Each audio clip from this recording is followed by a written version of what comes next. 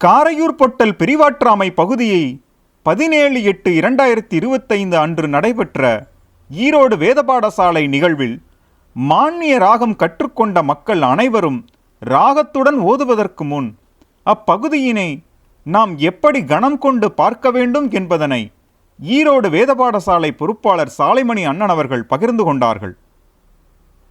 ஊழி பெயர்த்தெறி கோளறி வாழ்க்கை ஆழிவாள் ஐயர் நமது குலதெய்வம் பிரம்மபிரகாச மெய்வழி சாலை ஆண்டவர்களின் பாடுதான் மான்மிய பகுதி. இப்பொழுது நாம் நம் சபையில் மான்மிய பகுதியினை கற்றுக்கொண்டு வருகின்றோம். கிட்டத்தட்ட ஒரு 10-12 ஆண்டுகளாக தொடர்ந்து ராக பயிற்சியும் தொடர்ந்து மான்மியத்தையும் நாம் பாராயணம் பண்ணியும் கற்று வந்து கொண்டிருக்கின்றோம். அந்த வகையிலே மிக முக்கியமான ஒரு பகுதியாக பிரிவாற்றாமைங்கிற ஒரு பகுதியை நாம் படித்து வைத்திருக்கின்றோம். இன்று அது எல்லாரும் நாம் அனைவரும் சேர்ந்து ஒரு 5 பக்கம் உள்ளதை நாம் அனைவரும் ஒன்றாக இப்போ படித்து தெய்வத்தினுடைய அந்த கிருபையை பெற வேண்டும். ஏன் என்று சொன்னால், தெய்வம் அவர்கள் ஆலயத்தில் வந்து அமர்ந்து அவர்கள் சுற்றி திரைச்சீலை கட்டி உள்ளே அமர்ந்து கொண்டு அவர்கள் ஆதிமான்மியத்தை எழுதுகின்றார்கள். அப்படி எழுதுகின்ற பொழுது ஒரு வெள்ளை துணியை கொண்டு வர சொல்லி தன்னுடைய மடி மீது போட்டுவிட்டு அவர்கள் எழுத ஆரம்பிக்கின்றார்கள். வெளியே இருந்து கேட்டால் அப்போல்லாம் பேனா பெரிய பேனா இங்கு ஃபுல்லாக ஊற்றிருப்பாங்க. எழுதும் பொழுது கர கர கர கர என்று சத்தம் மட்டும்தான் கேட்கும். எந்த வயதில்? 100 தாண்டிய வயதில் உட்கார்ந்து நமக்காக அந்த மான்மிய பகுதியினை எழுதி கொண்டு வருகின்ற தருணத்தில் பிரிவாற்றாமை வருகின்ற இடத்தில் தானும் தன்னுடைய குருகுண்டலாகிய தனிமணிப்பிரானவர்களும் இருவரும் அந்த பிரியும் அந்த சந்தர்ப்பத்தை அவர்கள் எழுத்து வடிவமாக கொண்டு வருகின்ற நேரத்தில் அவர்கள் எழுத எழுத அந்த கண்ணீர் போக அந்த துணி நனைந்து இருந்தது என்று சொல்வார்கள். எவ்வளோ காலம் பாட்டையா பிரிஞ்சு அப்ப நினைத்தால் கூட அவர்கள் கண்ணீர் கலங்கி அதை எழுதுகிறார்கள் என்று சொன்னால், நான் பட்ட பாடை நீ பட்டதான் என்னடா இந்த மெய் வாய்க்கும்னாங்க. அந்த அவங்க பட்டதை நினைக்க கூட நமக்கு தெரியாதுன்னு சொல்லி அந்த ஈசன் கருணை கொண்டு இதுவரைக்கும் எந்த பெரியோர்களும் தாம் பட்டதை எந்த இடத்துலையும் அப்படியெல்லாம் இல்லை.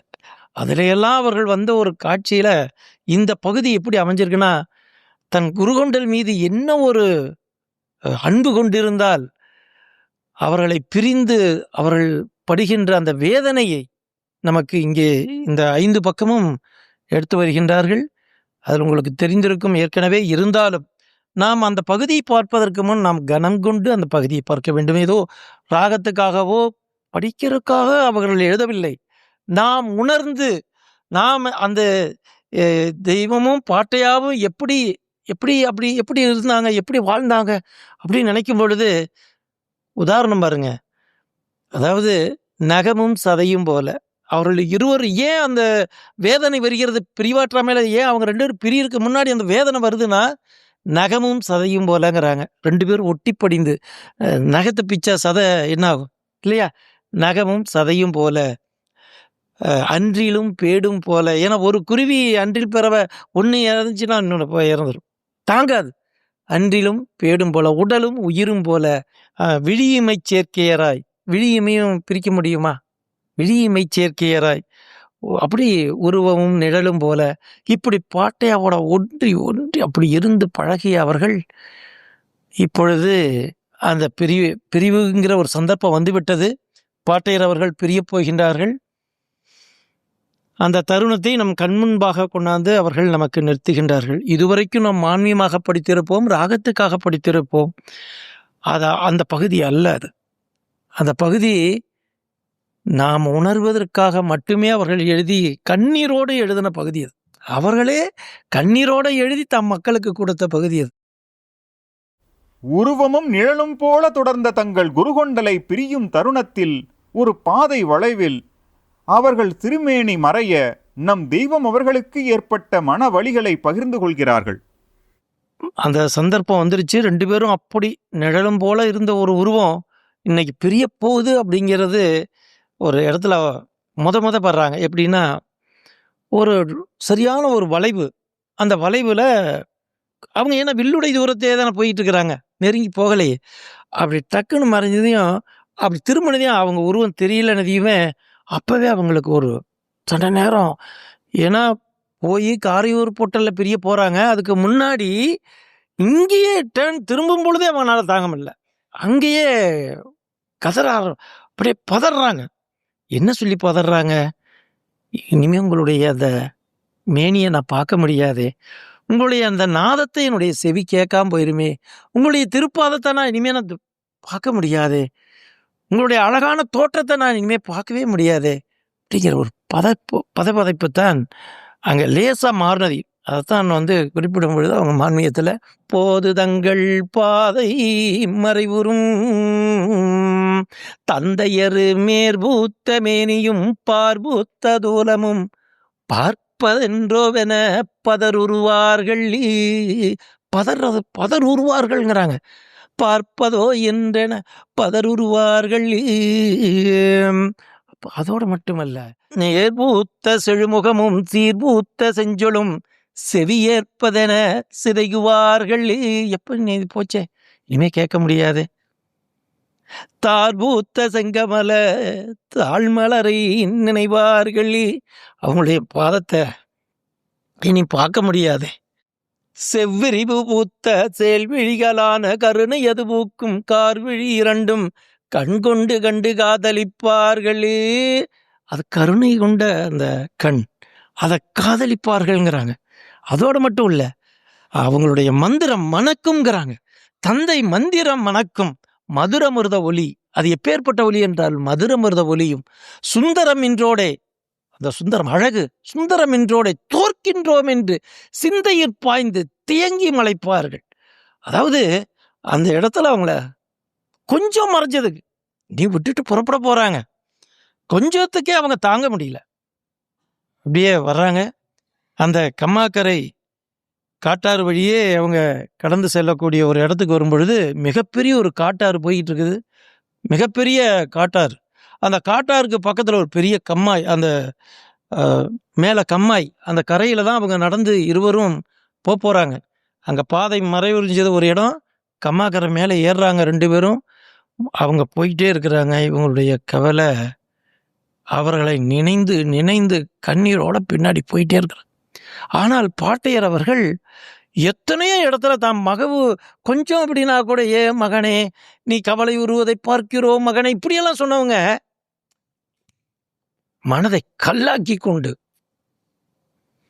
கல்லாக்கி கொண்டு எங்கே நாம் கொஞ்சம் இறங்கினா இவன் பையன் துடிச்சு போயிடுவானோன்னு ஒன்றும் கண்டுக்காம அப்படியே போறாங்க. எதுவுமே பேசல. அவங்க பிரிஞ்சு போனதுக்கு அப்புறம் கூட பேசலாம். பிரிஞ்சு கம்மாக்கரை காட்டார் வழி கடந்து கூட பேசல. அப்படியே போறாங்க. கம்மாக்கரையை தாண்டி வர்றாங்க. வந்தா காரையூர் பொட்டல் என்ற அந்த பிரிவு சந்தர்ப்பம் நடக்கக்கூடிய இடத்துக்கு வந்துட்டாங்க. அங்க நிற்கின்னு பார்க்கும் பொழுது என்ன அவர்களை பார்க்கின்றார்கள். அவருடைய ஏன்னா அதுக்கு முன்னாடி நினைக்கிறாங்க, "இன்றி வளர்ஞான காலம் வால்மீக நாட்டில் புத்தூரில் இந்நாள் புலம்பு மென் சிந்தையில் கூற வருமற்ற குமர குருநாதன் தூல குருமறையை இன்றோட விட்டிட விளைந்ததே." இன்னைக்கோட நான் போச்சு, இன்னைக்கோட நான் எல்லாம் அப்படின்னு நினைக்கிறாங்க. போச்சு, நீ அவ்வளோதான். இந்த போயிட்டே இருக்கிறாங்க. இந்த அந்த பொட்டை அவங்க மறைய போறாங்க அப்படிங்கிற அந்த இடத்துல எப்படி இருக்கும் அவங்களுக்கு? 1 நாளா 2 நாளா 30 ஆண்டு காலம் நகமும் சதையும் போல வாழ்ந்தவர்கள் அல்லவா? சாதாரண ஒரு கணவன் மனைவியாக இருந்துவிட்டு அந்த கணவன் இறந்துட்டு அந்த துடிச்சு போயிடுவாங்களே, ஏங்கி விம்மி அழுது ஒரு மனைவி தாங்குவாங்களா? அதுபோல, அதை விட அது போலன்னு கூட சொல்ல முடியாது, அதற்கு மேல தன் குருபெருமான் மேல கொண்டிருந்த அந்த அன்பு அதை அளவிட முடியாது. அப்படி போறாங்க. எப்படி? சிந்தை ஏங்கியே சென்று கம்மாக்கரை காட்டாறு வழியே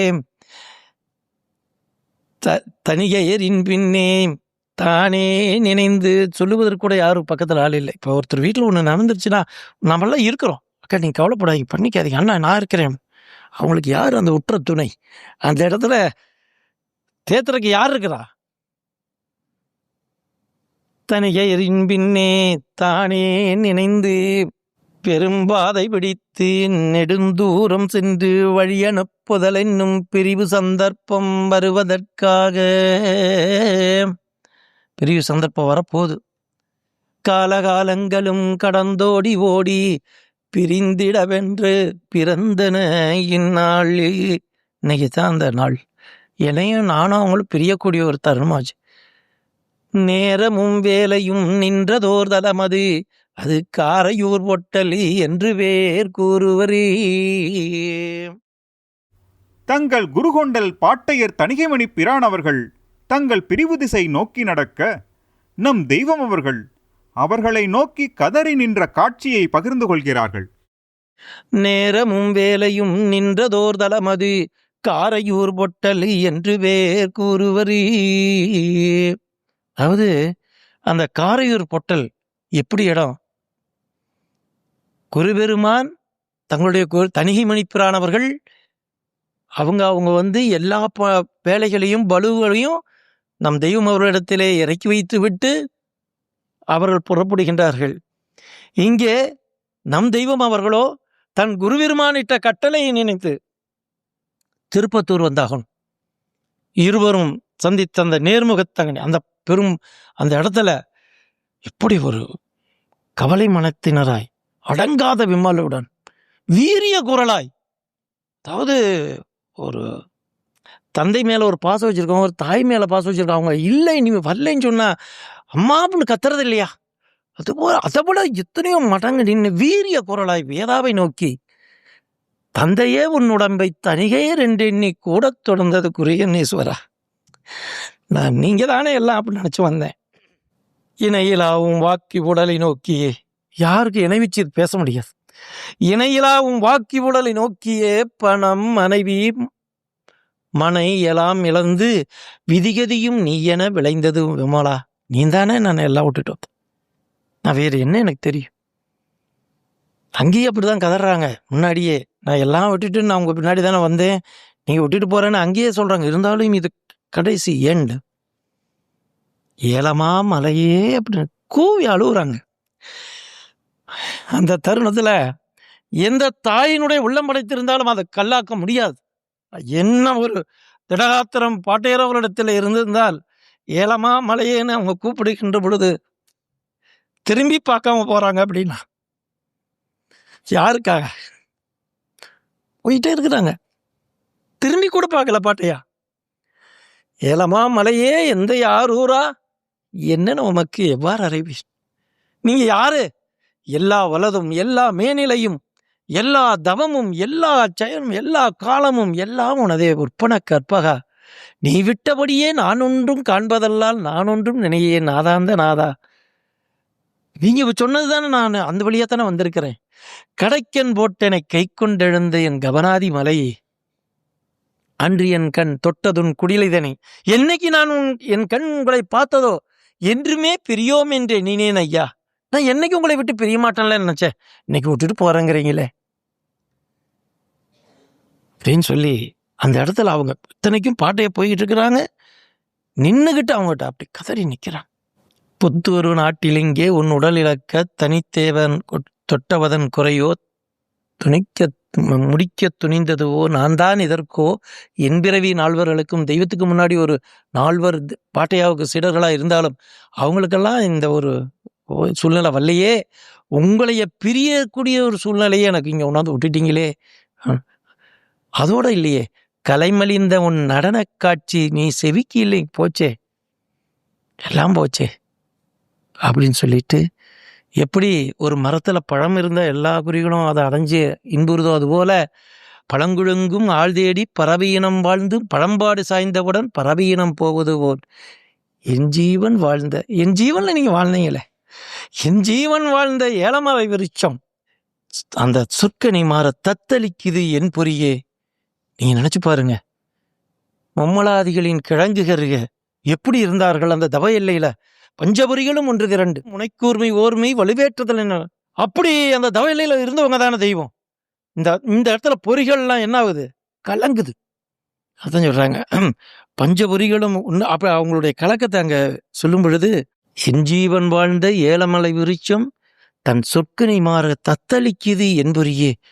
பேசுறதுக்கு அந்த பொறிகள்லாம் தத்தளிக்குதுங்கிறாங்க. அதோட இல்லையே அப்படின்னா, நீங்க அது மாதிரி நேரத்துல எப்படி என்னை விட்டுட்டு போறீங்க? இந்த ஆரம்ப காலகட்டமானா இல்ல. இந்த கலியானது முதிர்ந்து பாவம் அதிகமான காலகட்டம். வானுயர்ந்த பாவம். சாதாரண பாவமெல்லாம் இல்லையா? வானுயர்ந்த பாவம் வளர்ந்த கலி உலகில் தனித்து வழி நடக்க தாங்கள் இந்நாள் வைத்திருந்து வைத்தனையே எந்தலையில் வானரசே எந்தலையில் இந்த பாரத சுமத்திட்டு போயிட்டீங்களே அப்படின்னு ஒரு கவலை சொல்லிட்டு இன்னொரு கவலை சொல்றாங்க. அதாவது பாட்டையர் அவர்கள் 600 ஆண்டு காலம் இந்த பூமியில வாழ்ந்ததாக நம்ம தெய்வம் அவர்கள் குறிப்பிடுகின்றார்கள். இந்த 600 ஆண்டு காலமும் தனி ஒருவராய்த்தானே இருந்திருப்பாங்க. அதுபோல என்னை இன்னைக்கு நீ எப்படி தனித்து இருந்தீங்களோ அப்படி என்னை விட்டுட்டு போறீங்களே அப்பா. உன்காலம் நீ இருந்து துற்றதுணை இல்லாது அண்ணால் போல் என்காலம் ஆக்கி விட்டுற எந்தகப்பா அப்படின்னு கதறா. நீ அதே மாதிரி என்னை தனியா விட்டுட்டு போயிட்டீங்களே. நகமும் சதையும் போல உயிரும் உடலும் போல வாழ்ந்த தங்கள் குருகொண்டல் அவர்கள் பெருந்தடக் காட்டில் மறைய நம் தெய்வம் அவர்கள் கண்ணீருடன் திருப்பத்தூர் திரும்பிச் செல்லும் பகுதியினை உருக்கத்துடன் பகிர்ந்து கொள்கிறார்கள். இந்த பாட்டையா பார்த்துக்கிட்டு திரும்ப பார்த்துக்கிட்டே வர்றாங்க. திரும்பி பார்க்குறாங்க. எப்படி அந்த திருப்பரங்குன்ற மலையில ஆசீர்வாதம் பெற்று நீ அனுப்பிச்சி விட்டா கூட அந்த மலை விட்டு இறங்கி மதுரை மாநகரம் போற வரைக்கும் அந்த தவாசன குகையையும் பாட்டையாவை நினைச்சு திரும்பி பார்த்துட்டு வந்தார்களோ, அதுபோல தன்னுடைய குருபெருமான் மறையும் வரைக்கும் பார்த்துக்கிட்டு திரும்பி அப்படி வர அந்த அந்த தூலம் மறைஞ்சே போச்சு. நீ பார்க்க மாட்டோம் முடிஞ்சது அப்படின்னு நினைச்சதையும் கண்ணீரோட பாட ஆரம்பிக்கின்றார். அதுக்கப்புறம் அவங்கனால தாங்க முடியல. அவங்க இட்ட கட்டளையை நினைவில் வச்சு எடுக்கிறாங்க. கட்டளை சிரமேற்றாங்கி கட்டளை சிரமேற்றாங்கி கண்ணீரே கசிந்து ஏக திட்டமோர் காட்டின் தூரம் சென்றங்கு திரும்பி பார்க்க பொட்டன எழுந்து மன்னோ பெருந்தடம் மறைந்த போது சடார்ந்த தட்டியே பறிகொடுத்த தகமயிருதனித்த நாளே அங்க பறி கொடுத்துட்டோங்கிட்ட வந்துட்டு ஆறுதல் சொல்லுவதற்கு. அதாவது எந்த ஒரு சூழ்நிலையும் விம்மி அழுகும் பொழுது யாரோ தண்ணி கொடுப்பாங்க, யாரோ அக்கா நீ பயப்படாதீங்க தைரியமா இருங்க அப்படின்னு சொல்ற ஒரு அங்க யார பார்த்தோன்னே சொல்ற கூட இல்லையே. தனித்து நின்றனரி அந்த தோன்றல் மறையவே இனி துணை நமக்கில்லை என்றேங்கியே. தூலத்துணை ஜீவனுக்கு அவர்கள் இருந்தார். அந்த தூலத்துணை இனி துணை நமக்கில்லை என்றேங்கியே சினத்தில் நமக்கென்றங்கிருந்ததோ. சினத்தில் நமக்கென்று இதற்காகவே அதை ஜனித்ததனாலா இந்த பிரிவு எங்களுக்கும் அவங்களுக்கும் வரணும்னு ஜனித்து அங்கோ பாட்டிடம் அவரையும் சந்திக்குகின்ற பொழுது காலமும் இடமும் நேரம் கணிதமும் கூடி சேர்ந்து 2 பேரும் சந்திக்கிறாங்க. இங்க பிரிவாற்றாமையிலையும் சரியான அந்த நேரத்துல. அதனாலதான் அவங்க அதை கொடுக்கிறப்ப கூட காலகாலங்களும் கடந்தோடி ஓடி பிரிந்திடவென்று பிறந்தன இந்நாள் நான் சினத்தில் நமக்கென்றங்கிருந்ததோ தனித்தனிகையை தான் கொள்ளை செய்ததே. இந்த மண்ணில் தானே நான் கொள்ளை கொடுத்த எத்தனையோ ஊர், நாங்கள் எத்தனையோ அகில வளம் வந்திருப்போமே, எங்கெங்கேயோ போயிருப்போமே. இந்த மண்ணை எங்களை என்னுடைய குருபெருமான கொள்ளையடிச்சிருச்சே. கொள்ளையும் கொடுத்தோமே இம்மண்ணிலே அந்த வள்ளல் மேனி வாடி வெண்ணி ஏங்கியே போற பாதை எது, எப்படி போறோம், எது பள்ளம் மேடு வழி தடம். இப்ப ஒருத்தருக்கு அவங்க கணவன் இறந்துட்டாங்க, ஒன்று பண்ணிட்டாங்கன்னா அவங்களுக்கு எதுவுமே தெரியாது, எல்லாமே சோர்ந்துருமே, கையை எல்லாம் ஒன்றும் நடந்து யாராவது 2 பேர் கூட்டிட்டு போகலாம் விழுந்துருவாங்க இல்லையா? அதுபோல தன்னுடைய குருபெருமான், அது போலங்கிறது சொல்ல முடியல என்னால். அதுக்கு மேல் மேல் தன்னுடைய குருபெருமான் எப்படி போறாங்க? பள்ளம் மேடு வழி எந்த பக்கம் போறது, எப்படி போறது தெரியல. தளந்தள்ளாடி குனிந்து குழைந்து எப்படி இருக்கும்? எப்படி அவர்கள் திருப்பத்தூர் வந்து தன் குருவிருமான் இட்ட கட்டளை சிறைமேற்றாங்கி திருப்பத்தூர் பிரசங்கத்தை ஆரம்பிக்கின்ற காலம், நாம் அந்த பகுதியைத்தான் படிக்க இருக்கின்றோம். இது கனமான பகுதி. நாம் ஏதோ ராகத்திற்காகவோ முதல்ல அப்படிதான் படிச்சிருப்போம். அது உணர்வுல தைக்க வேண்டும். அதனால தான் நான் ஒவ்வொருவருக்கும் 1 மாதத்துக்கு முன்பாகவே பாராயணம் செய்து கொள்ளுங்கள். நம் ஜீவனுக்கு அது தேவை. எல்லாமே பாராயணம் செய்கிற பகுதி. ஆன்மீகம் அத்தனையும் அவங்களுடைய பண்ண வேண்டிய பகுதி. ஆகவே இன்று நாம் கிட்டத்தட்ட எல்லாரும் இதில் படித்து வந்திருக்கிறீங்க. நீங்கள் எல்லாம் நின்று இன்றைக்கு தெய்வத்தை நாம் நோக்கி அவருடைய அந்த பாடு, அவருடைய தன்னுடைய குருபெருமானை விட்டு, அதே தான் நமக்கும், நம் குருபெருமான் மீதும் நமக்கும் அந்த இது வேண்டும்.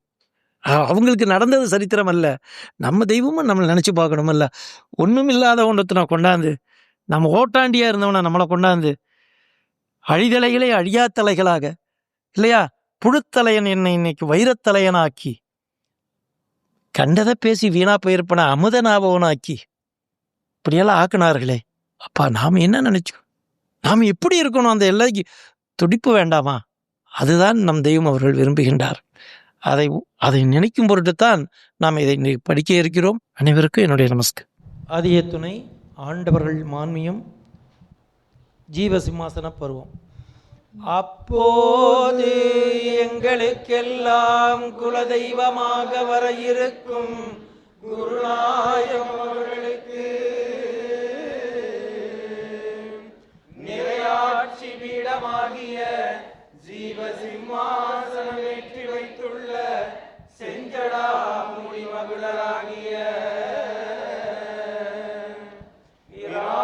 அவர்களின் கூடவே தொடர்ந்து பின்பாகமாகவும் அல்லையின் புறம் ஓர் வில்லுடை நீல தூரத்தே எப்போதும் போலவே சென்று கொண்டிரான் என்ற நடையிலே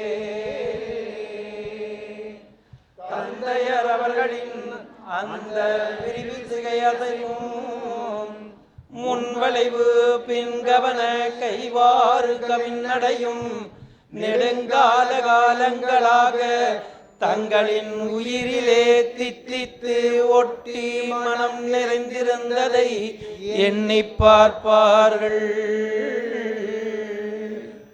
இதனை என்று காண்போம் என எண்ணமுற்று எங்குவார்கள்.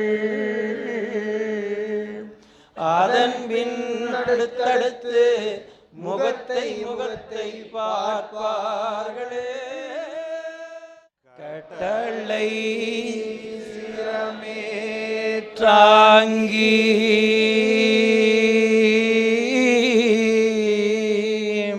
கட்டளை சிரமேற்றாங்கி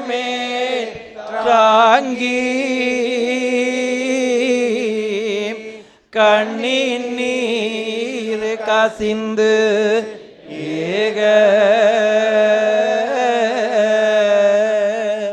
திட்டமோர் காட்டின் தூரம் சென்றங்கு திரும்பி பார்க்க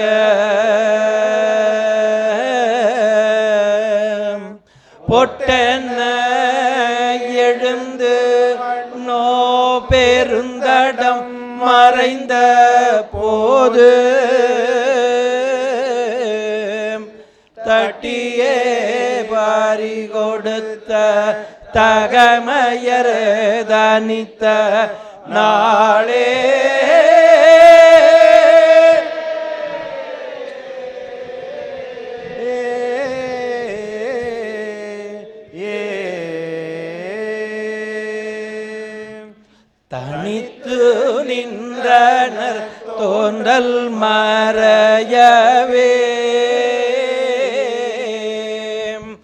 இனி துணை நமக்கில்லை என்றேங்கியே செழித்தில் நாள் நமக்கென்றெங்கிருந்ததோ செழித்தில் நாள் நமக்கென்றெங்கிருந்ததோ தனித்தனிகையை தான் கொள்ளை செய்த